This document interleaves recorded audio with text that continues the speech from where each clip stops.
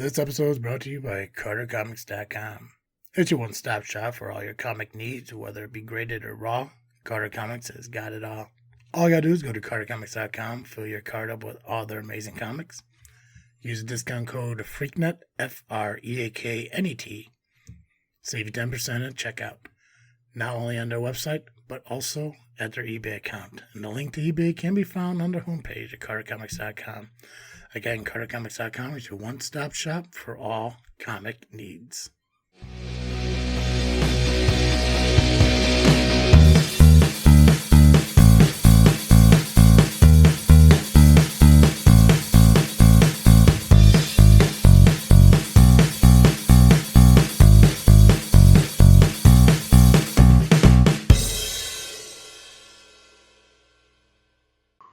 What's up, everybody? I am Travesty. And I'm Cartoon Joe. And welcome back to another episode of this freaking show. It is a weekly podcast with a little bit of something and a whole lot of nothing. If you guys tuned into our last episode, Cartoon Joe wasn't here. He was, I'm not sure what you're doing, but it don't matter. It's not My internet was broken. Internet was broken, yeah. Yep. Thanks, Comcast, just assume. T-Mobile, actually. T-Mobile. Yep. T-Mobile, I hear, like, great things about. Like, I was actually listening to a commercial yesterday where I was like, maybe I'll switch to T-Mobile. Most of the time, great. But, you know what, I will say in their defense, it was just the hardware that failed. Oh, like so I had to get whatever? my gateway. What's that? A router or whatever? Yeah. Whatever the wireless gateway. I think router is probably the right word, but they call it a gateway for some reason because everything's got to be special and unique. Gotta be fancy. Yeah, different to them. Yeah. Is T-Mobile through cable? Is that what is Nope. it? Cable internet? So satellite or whatever? Yep. Okay. There's I can't remember what the hell it's called, but there's fiber internet being put in here in Peatone. I don't know Nice. the name of it. I think it's like a scientist's name, but it's like a dog mascot. I Nice. can't remember what. Honestly, I never heard of that, but that sounds great. Yeah, I don't think the price is supposed to be better, but it's like a competitor with Comcast. Fiber internet. I can't find it. Yeah, I'd love to switch over to that. Not gonna lie. You would like to what? I would love to switch over to a fiber optic cable internet.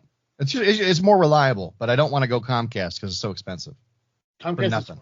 It is absolutely horrible. The worst customer service I've ever gotten. It begins with a P or something like that. Pavlov? That would fit with the dog theme. Pavlov. I'm loving if anyone's listening to this right now. It's like, of course it's Pavlov, you fool.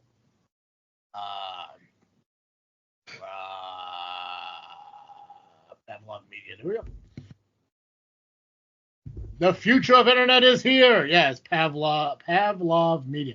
Is there something called like Pavlov's Awesome. dog or something like that? Mm-hmm. What is Yeah, he was the one who trained the response by he would ring a bell every time he fed them, and then eventually just by ringing the bell, their mouths would water. So and they called it the Pavlovian response. So is that their idea of like they want us to hear the word internet and we drool on ourselves, or? I guess, yeah. Associate internet with their company, yeah.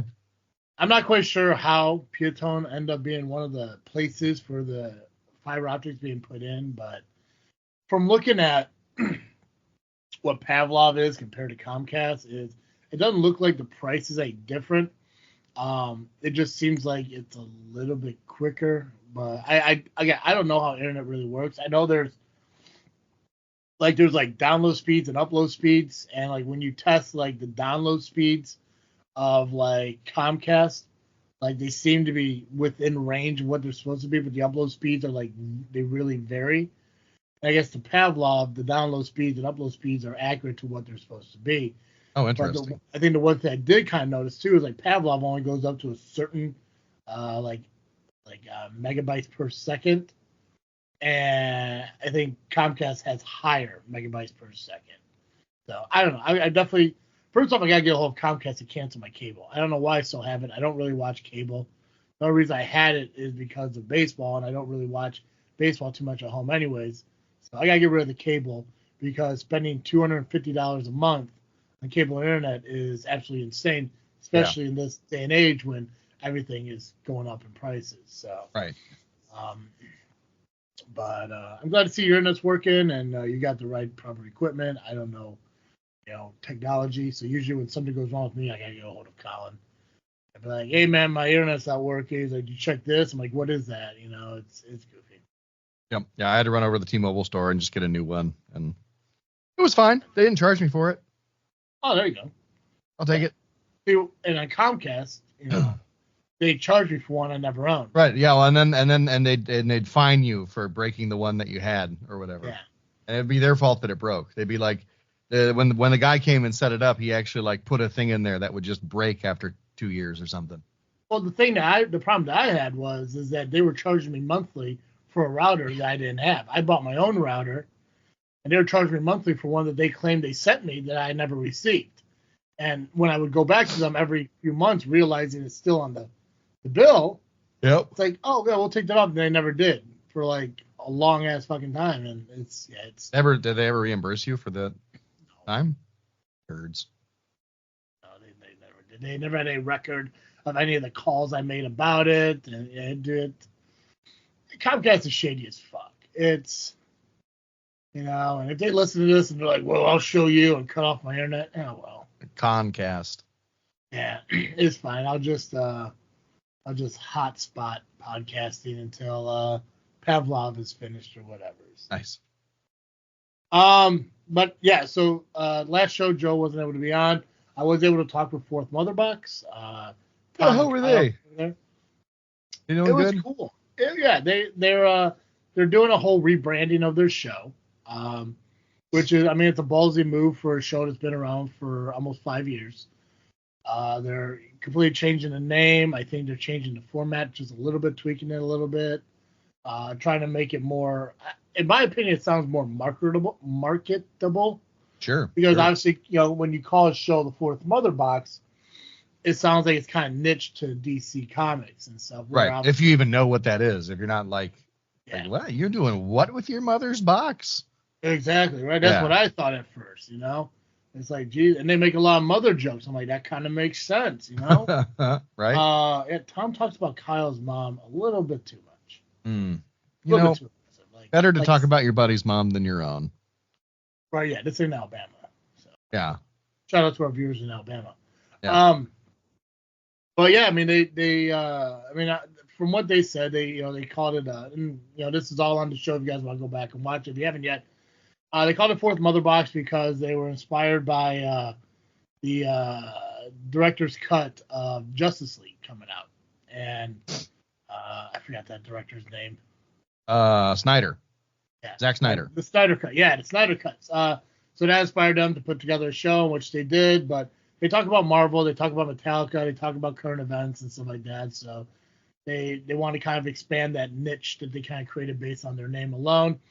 I think they're going to kind of break things down into segments and stuff like that. So I'm excited to see the progression of the change or the evolution that they're going to go through. And despite of all the goofy things that's been said between each other, they are good people. And we were able to kind of start the beginning of several different stories, just never, like Tom, never came to completion. So the hopes is to have them back on and kind of finish some of them stories, talking about their time as an indie band traveling around the Midwest. Tom and Nubby, the coach from JFW, doing backyard wrestling together. No way. Something about a Frosty. Something happened with that. I still don't quite know what happened. Kyle's career as a therapist, psychologist. I'm not really quite sure. I know he has a degree. I don't think he can prescribe medication, so I think it's a psychiatrist. I think that's the only thing I know between. I think if a psychiatrist doesn't prescribe medicine, but a psychologist does, or is it the other way around? I think so. I think that is how it is. I'm not 100% sure. I always confuse it too. Yeah, I've never done therapy, but we've talked about that a little bit. And then obviously they're loving Metallica and stuff like that. So we dove into a lot of different categories, a lot of different topics. We never actually finished the entire stories of them. So they're more than welcome to come back and maybe deep dive into like them here and there. So Yeah, focus on just one. exactly, and with them being part of Freakin Studios, I mean the whole cross promotion and stuff is important to me as well as them and everyone else who's part of Freakin Studios. The issues last time we spoke, we talked about the issues with the lovely intoxicated men and myself. Turns out that was one big fake out by Nubby and Gabagool. I still don't understand it. Stupid, but whatever. Gabagool's still an idiot, but it's fine. And there's a possibility that the Power Hour, who is another show on the Freakin Studios, might be ending this year. Oh, wow. Yeah. Powerless hour. Yeah, Power Down Hour. Yeah. Dang, right? Yeah, so a lot of speculation on that. I'm not quite sure if it's 100% true or not. If it is, then JFW is going to look to find homes for the co-hosts who want to move forward on wrestling podcast. So, lot happened since we've had our consistent shows. Yeah. I was thinking about it this week. I was like, man, it's been a really long time since we podcasted. The weather doesn't allow for consistency. Yeah. You know, between either being sick, yep, technology same on issues. my end. Yeah. Yeah. So it's just it sucks, and I know we always have the best interest of making it consistent. Sometimes it just doesn't happen. Yep. But we always come back. We're always here and everything, and I think I don't know what I don't look at weather farther than like the next day, but I know it's supposed to get into the 40s over this weekend, so I'm hoping the progression of warmth is coming, and you know that lullness that cold weather brings is kind of uplifted, and we kind of move forward and get back to a continuous.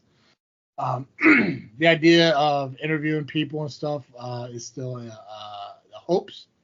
I know I didn't talk, but I threw it out to kind of owe my Sophie once, like, hey, it's been a while, let's get you back on. And she said, hell yeah. I'll take forth the mother box and everything like that. So Nice. We'll see. Yeah. Oh yeah. So it's pretty cool. Like I said, there's still an evolution here with this freaking show. So we're not going anywhere. We're not altering what we're doing. We've been doing the same thing for it'll be 10 years in November. Wow. Oh. Yeah, right there. We're gonna talk about some disappointing things though that's been happening in life. I kind of want to start. I don't know if I want it to be. I want to do something today that I'm either hoping is going to be like a next season segment, or maybe even on occasion segment that we do going forward. All right. I think we can start with that. That'd be fine. What I want to do is I know it was a couple years back we did the I can't remember what happened, but I don't remember what we called it, like what freaking happened or yeah, freaking like history or something like that, where we picked like something that happened like this week in history. We talked about it. I want to kind of do something similar to that in a sense, but more so of I want to kind of pull like a current event or a tragedy or something that happened in history that may have been forgotten. Like I don't want, obviously I don't want to do like 9/11, Pearl Harbor. Not recent history. Yeah, I don't want to do history that's widely talked about. Oh, gotcha.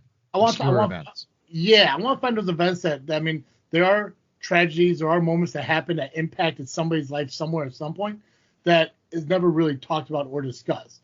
This one, I believe, is a little bit unique. I just saw it this morning, so I don't have every bit of information on it. I don't have every aspect of it. So I'm on Instagram. I'm watching like this video. It's this animated drama. Sorry. There was this animated dramatization of an incident that happened, oddly enough, on February 25th, so 3 days from us recording. I never heard of. From my understanding, as of January of this year, it's still ongoing, which is kind of weird to me. As far as in court, it's still ongoing. Okay. Which it should be surprising because when I dive into the kind of the story, obviously a big business, they're able to kind of push court and trials and stuff for as long as they can, as long as they want, because they're hoping that eventually the other side runs out of money or no longer cares or drops the settlement amount. So, so I want to talk about 2022 Caribbean Diving Disaster. All right. So the Caribbean Diving Disaster was, and by the way, I'm reading this off of Wikipedia. So like I said, I just saw it this morning. I was like, this is something that needs to be brought up because people died, and I don't think this is ever really discussed or talked about, and I think it should be. The Caribbean Diving Disaster was an incident in February of 2022 in which a group of 5 divers worked the Paria Fuel Trading Company, working for the Paria Fuel Trading Company, were sucked into a pipeline from a hyperbaric chamber. One diver managed to crawl to safety and sought help by the other, but the other 4 were left to die, with no attempt being made to rescue them. An investigation by the government of Trinidad and Tobago concluded that the deaths of the divers were due to gross and consequently criminal negligence, and made recommendations that charges be laid for corporate manslaughter. On the 25th of February in 2022, around 3 p.m., 5 divers became trapped in a Paria fuel trading company oil pipeline near Pointe Pierre while making repairs to the pipe. Unbeknownst to the divers, differential pressure had been created when the pipe was cleared of oil nearly a month earlier. While 4 of the divers were removing an inflatable plug, they got sucked into the vortex, pulling them into the oil pipeline. Despite efforts by the divers, only one of them was able to escape by crawling his way down the pipeline for around 3 hours. A GoPro camera was recovered from one of the deceased divers. Audio recordings from the camera shows that all 5 men were alive after being sucked into the pipeline. And in the audio, they are heard praying and comforting each other. So one of the things that were shown in the video was, again, it was an animated dramatization. So they were pulling product and stuff out of these pipelines with still water inside the line. So when they were being sucked in, they're going through these waves of the pipe. They ended up in a spot where there was an air pocket. Toxic air, because we're talking about water and oil being mixed.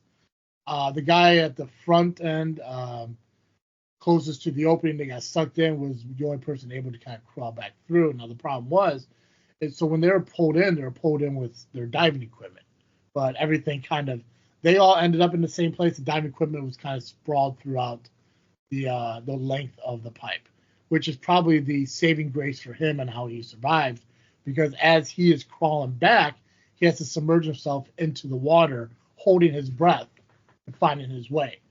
So while he was crawling on his way back, he's obviously crawling down the pipe, reaching with his hands and everything, and ultimately grabs on to one of the air tanks. He's able to supply himself with fresh air. Crawling through, finds another one. Crawling through, finds another one. So ultimately, he gets back to the opening of the pipe. Now, the problem with that at that point was there was a straight drop down into the pipe and then the curvature. So he's at the bottom of this pipe, no way to climb up it. They don't have ladders and all that stuff. Yelling for help, screaming for help. Eventually, somebody finds him, pulls him out. He gets on deck, tells everyone, hey, they're down there. They need help. He falls into a coma. It doesn't say how long he was in the coma. Again, I don't have all the information. I just pulled up what I found this morning. Woke up begging for help again, and ultimately found out that while he was in the coma, the 4 people ended up dying. The divers who died, their names was Kazim Ali Jr., age 36, Yusuf Henry, age 31, Fazal Kurban, and Rishi Nagasar. If I pronounced those names wrong, I do apologize. Both of them were age 48, with the sole survivor being Christopher Boudran. As far as the investigation goes, Priya admitted that they had no rescue plan, citing that they had no legal responsibility to rescue the men.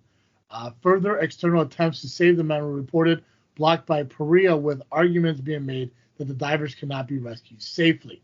In November 2023, the Commission of Inquiry found that Pariah's P-A-R-I-A, I don't know if Pariah, I'm guessing. Pariah's negligence could be characterized as gross negligence and consequently criminal. they recommend that the Director of Public Prosecutions consider charging Pariah with what is commonly known as corporate manslaughter. In September 2024, charges were filed against the manager of Pariah and Land and Marine Contracting Services Ltd., a company contracted by Pariah to repair the pipeline. Not noted here, and it was very brief in Wikipedia finding, but what was mentioned in the video was one of the biggest reasons that they didn't want to do that is because in order to rescue them, they'd have to disconnect that portion of the pipe and get them pulled out. The problem with that was it would decommission that pipeline temporarily, which would cause the flow of oil to be God forbid.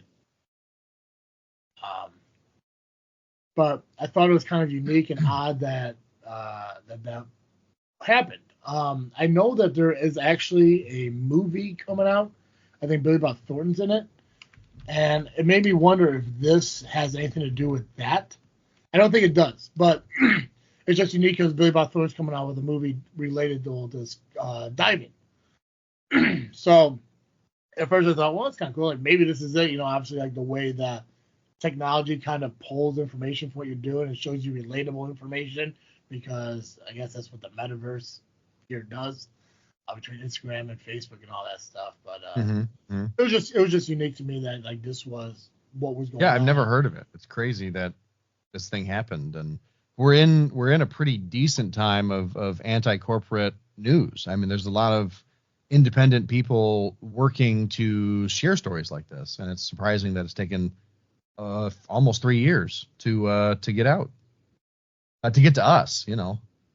No, exactly, and that's why, like, I'm seriously thinking, like, this is stuff I want to do. Like, I want us to be able to. I said it doesn't have to be a season long segment, or it doesn't have to be a weekly segment, but like something where like what happens to pop up, like, oh crap, I never heard of that. What happened back in 1997? Or oh crap, I never heard of that. What happened in 2012? Even if it was like this happened last year and was never brought to our attention, like the fact that, granted, as a disaster, 4 people dying isn't like, but it's still 4 people who passed away. You know, it's still 4 family members lost and everything. I think they need to be acknowledged, regardless of, you know, how long ago it was, or, you know, how small the casualty count was and everything. It's still something to be recognized. You know, I think, like you said, it's weird that it wasn't brought up. You know, because this is OSHA violations. This is oil pipeline issues. Like these are things that people bring to the surface, you know, right, and say, hey, this shit's happening. And the fact that the only reason I heard about it was flipping through Instagram, random like TikTok, right? Yeah, so it's insane. So like I said, I don't have all the information because I just saw it this morning. I just wanted to kind of bring it to light. Yeah, it reminds me of you've heard of the Ford Pinto. I've heard of the car. Is there something? Yeah, the car. So the Ford Pinto had an issue where every once in a while, if you crashed into the back of the car just right, the whole car would explode. Not like a big explosion, but like it would catch fire and stuff.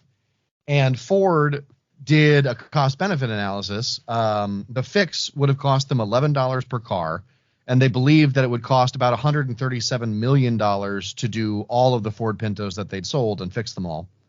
They estimated that actually doing that, the amount that it would save society would be about $49.5 million. So it would cost more for them to fix it than it would give value to society for the number of people who would be injured. The analysis assumed that each death would be worth about $200,000, each serious burn injury would be about $67,000, and each burned vehicle would cost about $700 to repair. And the analysis assumed that 2,100 vehicles would be burned and 180 people would be seriously burned. And so they basically decided that it would be cheaper to pay out the settlements than to fix the fuel tank. And I don't know how it actually ended up. I don't know if it actually ended up being cheaper. But it's crazy that one of the Ford like C-suite members was like, yeah, it's cheaper to just pay the settlement when the car crashes. And that's what it feels like, right? And so the thing with these suits is you've got to the government really has an obligation to make the companies pay so much money that they never want to do it again, and no one else wants to risk it. But the government never does that because it's a revolving door between private industry and public jobs. So, yeah, well, it's not comparable, but it reminds me of the issue with my vehicle, where it's like they know what the issue is. It's the turbos, that the cold weather and everything messes with them. But because it's an act of God, they won't fix it under warranty. You can fix it yourself. It's just gonna be several $1,000s. right. It's like, I'm sorry, you put this car together, you willingly sold it in a cold temperature climate, Right. realizing that there's a cold temperature issue. But Yep. because you're telling me, because God decides that today's going to be -0, I got to drive on my way to work with my engine power being reduced, and I'm trying to accelerate up to 60 miles an hour on a busy highway. Yeah. It's stupid. crazy. And the fact that there are Chevy dealerships that will sit there and say, well, we're hoping that there's a recall that comes up from time to time. Like, listen, I don't know how Chevy dealerships work. I know how Freightliner dealerships work. I worked in one, and maybe semis, the passion that Freightliner has for their vehicles is different than Chevy's passion for theirs. But Freightliner wouldn't even work with you, even if they were to come up to tell me, it's like, oh yeah, it costs $3,800 to fix this. Well, listen, if you cover 800 of it, we'll cover $3,000 of it. Then I'd probably end up doing it because, like, well, hell, if I can that'd be spend worth it. yeah. But if I'm sitting here looking like you want me to spend nearly $4,000 on repairing this when I bought the car for $20,000, you're telling me to pay a fifth of the value of my car at purchase price, not the value now after I drove it off the lot and all this jazz. But it's like you guys know this is a known problem, and when Freightliner has stuff like that, they cover that shit. Mm-hmm. I forget what they call it, but like we would write it up as a dealership cost or a manufacturer cost or whatever it was, like, because they understand that, listen, there's an issue with the truck. The truck needs to go. They understand that these semis are the livelihood of these drivers. Well, without my car, I don't go to work. Right. But Chevy wants, like, I'm sorry, it's an act of God. It's like, it's not an act of God. It's an act of poor manufacturing. That's the problem. Right. Yeah. But you guys don't want to work on that. You guys don't want to fix your flaw. You just want to say, it's not really damaging the vehicle. Just drive slower. The fact that I have to, from time to time, pull into my driveway, pull into work, disconnect my battery for a minute so I could reset the engine light so I could drive to work or home without the risk of a deceleration to my engine in the middle of a busy highway is insane. Yeah, that's a serious. And and in your case, I mean, this is a local Chevy dealer to you, right? You probably know his kids and know him, and you wouldn't do anything. You're a good guy. You're not like a vengeful person. Petty, sure, but not vengeful. Midwestern. But yeah. But just imagine the wrong person has their kid die because of this issue. I don't know. There's a reason I don't live in small towns. You know what I'm saying? Like, if I'm a small town guy, I'm afraid of that. If I'm a small town guy, you know what? I'm going to cover the cost of that for you because you're my neighbor. Yeah. I don't know. No, and that pisses me off. It makes me really angry. Yeah. And that's what it is. And that's why I love, like, especially when it comes to like mom and pop shops and stuff like that. Like, people do look out. I mean, I've seen instances. I don't know the word. Instances, yeah. Yeah, I've seen examples. I don't know why I try to do the big words. I'm dumb. I've seen moments where, like, I'll be at the coffee shop, the diner, right here in town, and they, people are doing the pay forward thing. Let me buy that gentleman's eggs and coffee and stuff like that, or allowing people to cut in line because they got a couple less groceries and stuff like that. Mm-hmm. Yeah, I would appreciate if the dealerships in town kind of looked after, other than the whole, like, well, let me talk to my manager, let me see what I can get to you on this sale of the car. I mean, everyone does that, but yeah, it's just like if the owners of these Chevy dealerships were to truly give a damn about the people who are buying these vehicles from them, we'd be like, you know what? Let's get this taken care of, and we'll go after Chevy for it. Yeah. Because you sold me the car. Like, this is your vehicle. Right. This whole issue that I have with this vehicle, and the expectation is maybe having it for a couple more years and dealing with it. Like I said, it is just a winter, so I dealt with it last year, whatever. A couple more years to get rid of it, hopefully. This is the last time I ever buy. First off, this is the last time I ever buy a 4-cylinder in this day and age. And this is the last time I'm ever buying a Chevy. Yep. I'm gonna go back to Dodge. I'm gonna hopefully be able to, get like a new Hemi. Even though I love the gas mileage and stuff, I want my pickup truck back. I want even a V6. If I can find a decent V6 SUV, I'll be fine with it. Something roomy, something comfortable. Obviously, we're not gonna get it for the Iowa trip, but who knows? Maybe Ohio, maybe Kentucky. We get something that's a little more roomy, a little more comfortable because we got some road trips to do. Minnesota's gonna be a bitch. It's gonna happen. But yeah, it's just I'm done with 4-cylinder Chevy cars, and I don't know if it's because to me it seems like it's an electronic issue, not so much mechanical. And I know without obviously looking up the information and everything, I know there were chip problems since the pandemic going into cars. Is it relatable? Right. I don't know because I haven't looked that far into it. Because once somebody tells me, we know what the issue is, we know it's happening consistently, but we can't cover it because God's causing the problems. I'm sorry, that's BS. You're copping out at that point. It's like God did not put this turbo issue into this Chevy Malibu. Right, my car wasn't struck by lightning or a tree. Right. Yeah, right. You built a bad car and sold it to me. Exactly. Yeah. Yeah. So, I need to correct something I said. It wasn't Billy Bob Thornton. It's Woody Harrelson is in a movie. So it's called Last Breath, and it is a biographical survivor thriller that is a featured film remake of a 2019 documentary about the 2012.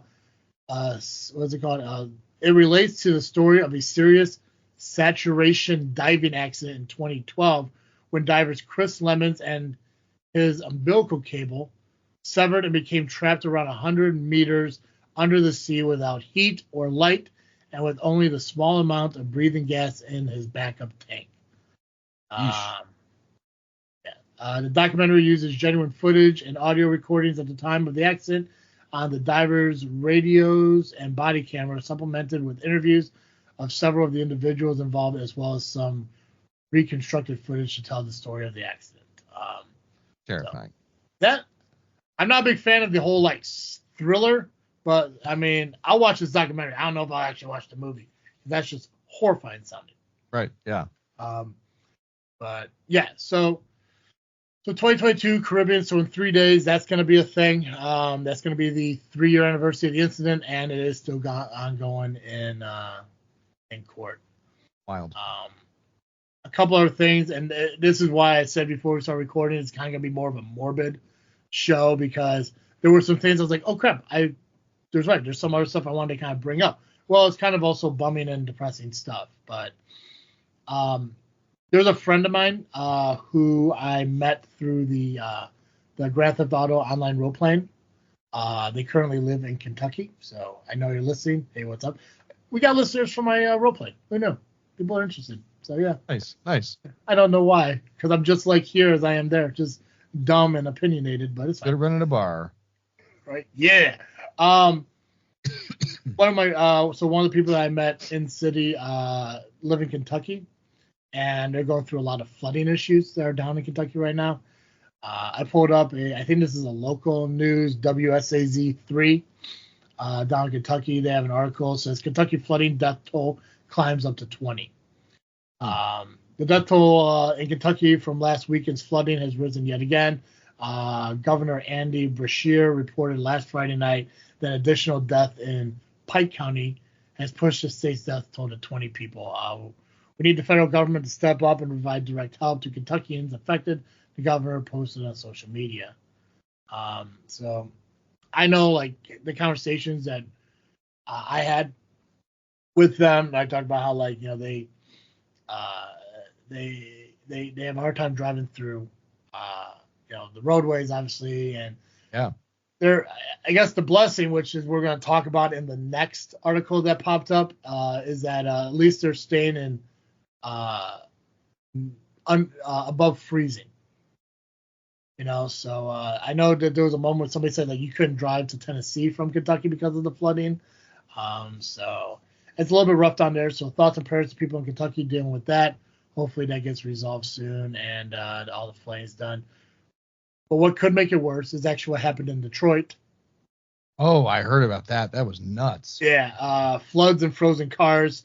There are photos that show the aftermath of a water main break that happened in I think a South Detroit neighborhood where water was rising to like mid-level of SUVs in the street, and because of the cold Midwest winter, froze solid right there.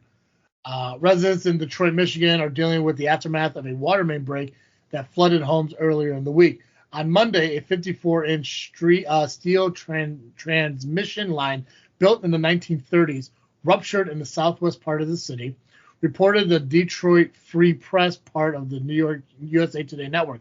Crew had to use inflatable boats to get through the knee-deep water, which is part aided to the rescue of about 200 people. On Tuesday, dozens of displaced households had to sleep in hotels overnight. Cars were found to be frozen and inoperable as of Wednesday. Crews were working through the ice. There's several cars on the street, and they are pretty much out of commission. Local resident Michael Muzzy told WXYZ this week. City officials said recovery efforts are underway. Mayor Mike Dugan confirms that water supply agencies, the Great Lakes Water Authority, and the Detroit Water and Sewage Departments will cover damage expenses not covered by insurance, which that's amazing. But insurance should be covering this shit. That's why we have insurance. That's why my monthly payment into insurance keeps going up because of this stuff. I still hate it. I still believe that insurance should be regional. I have no problem paying for flooding in the Midwest. I don't want to pay for hurricanes out in California or Florida and something. It's ridiculous that my insurance is going up because of that. Yep. Thoughts and prayers to everybody, but come on now. Like State Farm is ridiculous now, and the fact that I'm paying $170 a month for one vehicle for full coverage it's insane. No one will ever justify that to me. The Great Lakes Water Authority said on Wednesday that the restoration of the main transmission line could take an estimated 2 weeks, the Detroit Free Press has reported. So if you get a chance, check out the photos.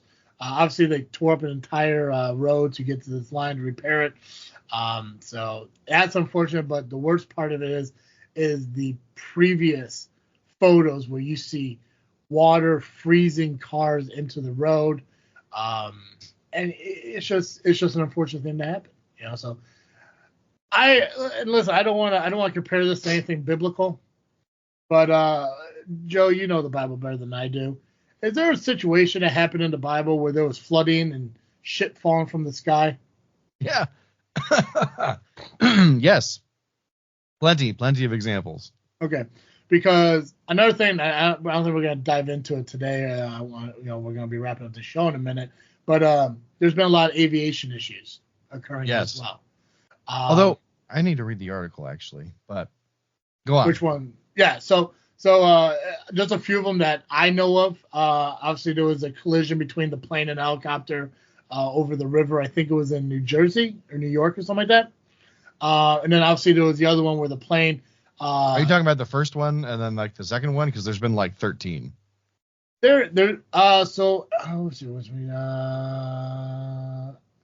was one on January 29th. I think it was the Bombardier CRJ-700 operating an American airline flight collided with the United States Army Sikorsky Black that's Hawk like the first helicopter. one. Yeah. At the attempting to land at Ronald Reagan and crashed into the Potomac River. None of the 64 people on board nor the 3 of the helicopters survived the collision. That's the one that I heard of. I know there's been more, but I've heard of that one. I also heard of the flight in Canada that landed, skidded, and flipped upside down. Yeah. So those are the other Toronto. two. What are the ones you know of that I'm missing? I know there's plenty. But... Yeah, there have been midair collisions in Arizona and I think Omaha and no other ones are popping into mind. I was hoping that so I was reading an article this morning because somebody shared about it. That it's actually still very safe to fly. There were similar incidents over the last couple of years even where they were much more frequent in the past than they are even right now. So this is from Axios. By the numbers, there have been 13 fatal U.S. aviation accidents so far in 2025. There were 31 such accidents in January and February in 2024, and 28 during those months in 2023, 33 in 2022, and 39 in 2021. So that the one that you started with the Black Hawk helicopter at Ronald Reagan Airport is the worst one in the last 16 years. Most of the time it's pretty small, it's a small private planes crashing, are a lot more common. But it's actually, I didn't even know that. It was, it's actually been a safer year overall, despite the enormous amount of focus on it that the media is giving. Yeah, which is curious to me because, I mean, when you throw out numbers like 20 and so in January, 20 and so in February of last year alone, and it kind of goes back to what I was talking about with the incident that happened in the Caribbean. It's not talked about, right. And yeah, I would never discourage aerial flight, or I guess there's only one kind of flight, aerial transportation, flying, because it is the safest way to travel. Like the amount of planes in the air compared to the ones that are crashing, that it's nowhere compared to the amount of vehicles and the amount of accidents that are occurring. Right. But yeah, so if I look through this briefly, January 28th, Airbus A321 in South Korea caught fire shortly before takeoff. All 176 people on board evacuated safely with only 7 suffering minor injuries.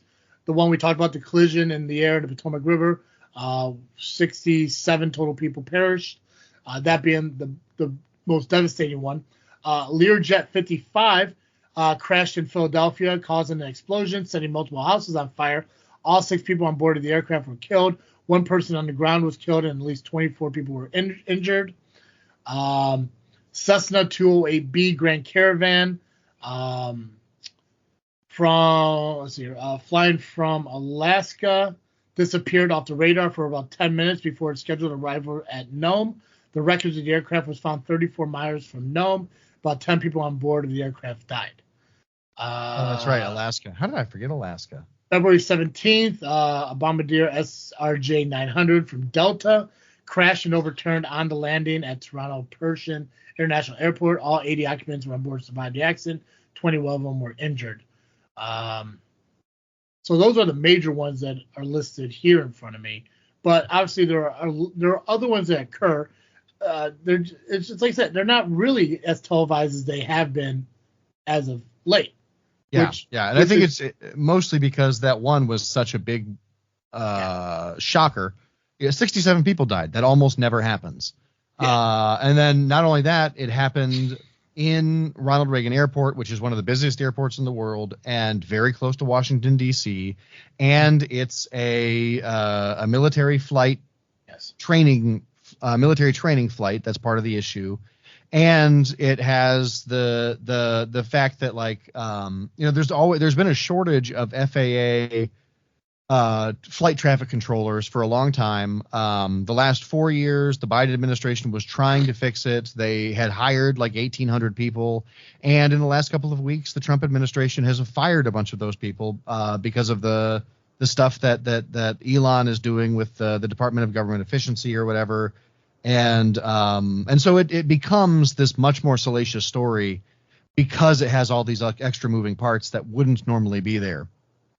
Because now you have, and then you get conspiracy theorists who are like, well, why were they practicing training exercises at the airport? Are they, this particular thing is the closest to the White House? Is this a continuity of government drill? Why are they preparing for a continuity of government drill? Why is there are they planning for a nuclear strike to hit Washington, D.C.? We don't know. And it accelerates and accelerates and how'd that go? How did that go? I like how it was like a little blend of Hank Hill and the professor from Simpsons. Dang it, Bobby. Yeah. But yeah, so anyway, all that is to say, not only is Facebook still, or not Facebook, Jesus, Mary and Joseph, but not only is flight still the safest method of travel, it's actually safer this year overall than it has been in the last 4 years. Yeah. I think it's just like you said, with the major accident being that collision between a plane and a military helicopter in a populated area. And let's not forget the Potomac is where Sully landed that plane. So right. I mean, it's a very famous area. I mean, like, so we're talking like it has to be talked about, but it shines a light on a moment. Like now, all these other things are happening. And maybe, I mean, I don't know about Canadian travel. I never traveled to Canada and all that stuff, and it is weird. And seeing the footage, I don't know if you ever did, of the plane flipping over on the runway. No, I haven't seen. It's insane. If you ever get a chance, definitely look it up. I mean, you just got to put Canadian plane flip or whatever. It's insane. And luckily they survived, because obviously when they hit the ground and they skidded, there was flames and smoke and stuff, and they end up upside down. And the fact that everybody walked away from that, except for 25% of them having injuries, but everyone survived. That's a miracle, because that thing could have. I mean, there's incidents. If you look back, there's footage of planes crashing at runways and exploding. Right. I don't know if the snow, the cold air was any factor in it whatsoever. I'm not quite sure. But it's something that happened. And again, like, that's, I think maybe subconsciously, that's why, the Caribbean incident is something I wanted to talk about today, because of what's happening in Detroit, what's happening in Kentucky.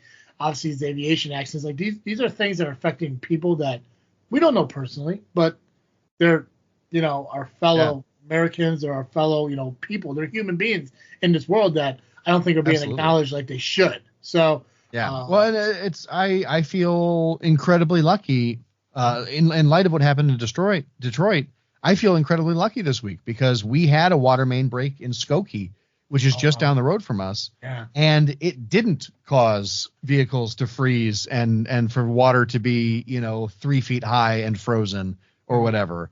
And they had it repaired within a couple of days. That's cool for us.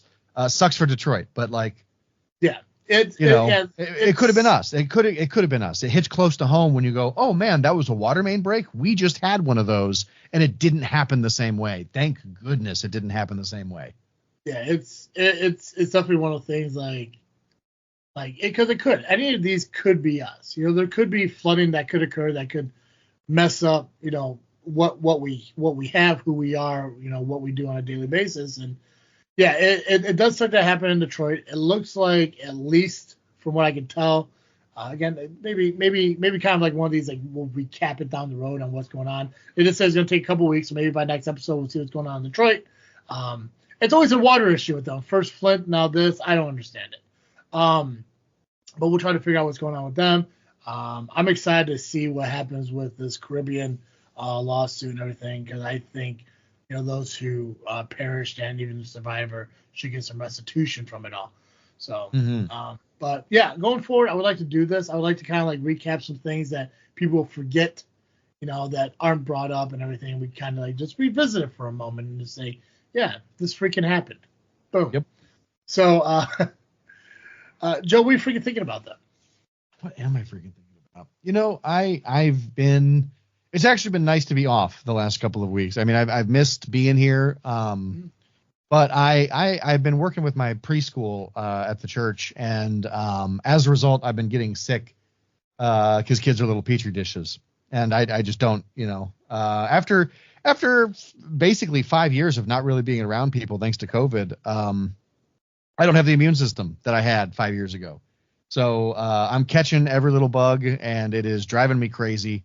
But I feel like I'm finally on the mend, and I'm getting excited to, I think maybe I'm just going to start with walking, but I'm excited to go walk eventually when the weather gets a little nicer in a couple of days, and hopefully I'm fully recovered by then.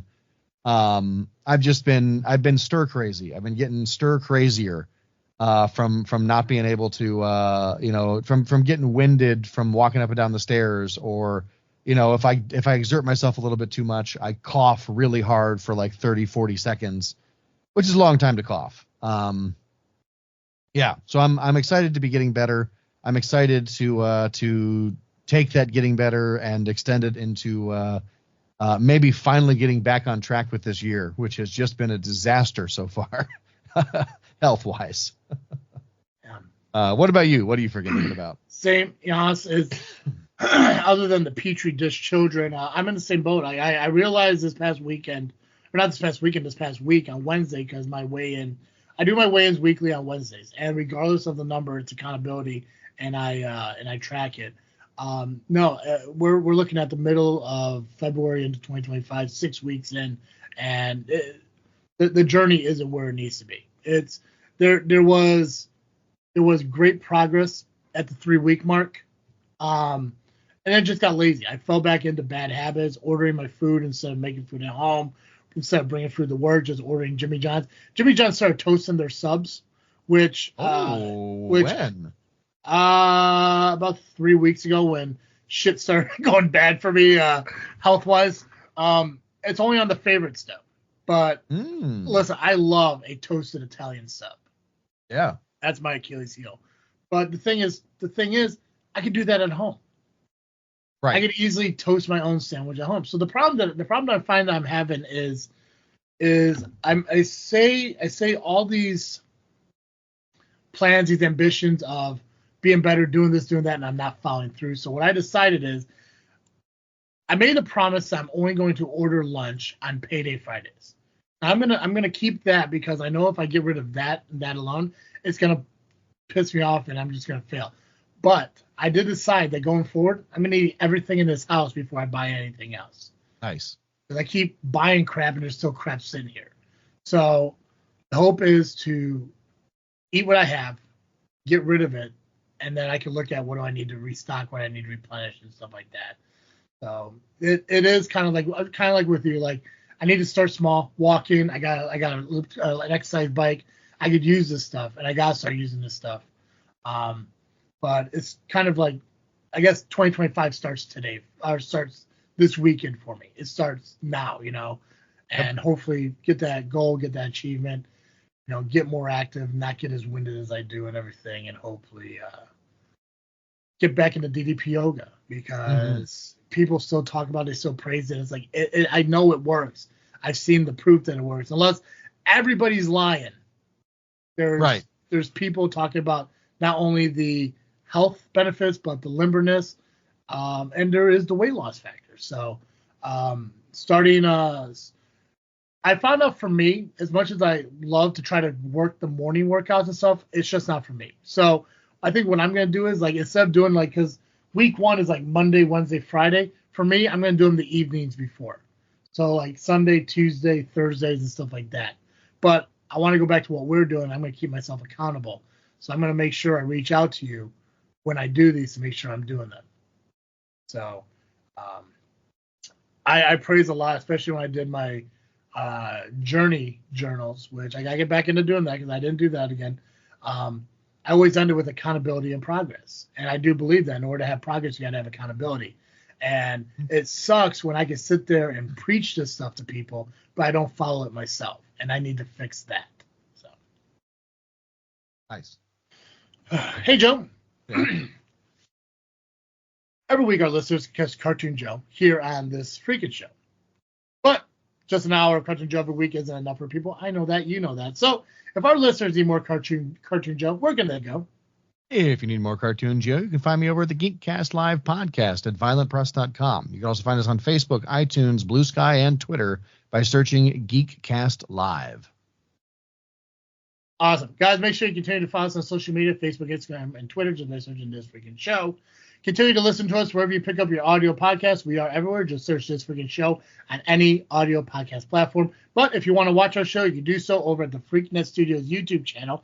That's where we drop the video version of our podcast, as well as the cemetery vlogs we do during the month of October, and any future videos that we plan on doing, like visiting certain places and trying certain foods, because I am still thick at heart and I enjoy eating. So We gotta try some. We gotta find some small town diners stuff. That's what we gotta do. Mm-hmm. So, guys, that's all I got. As always, I'm Travesty. I'm Cartoon Joe. And thank you for listening to another episode of This Freakin' Show. I'm out.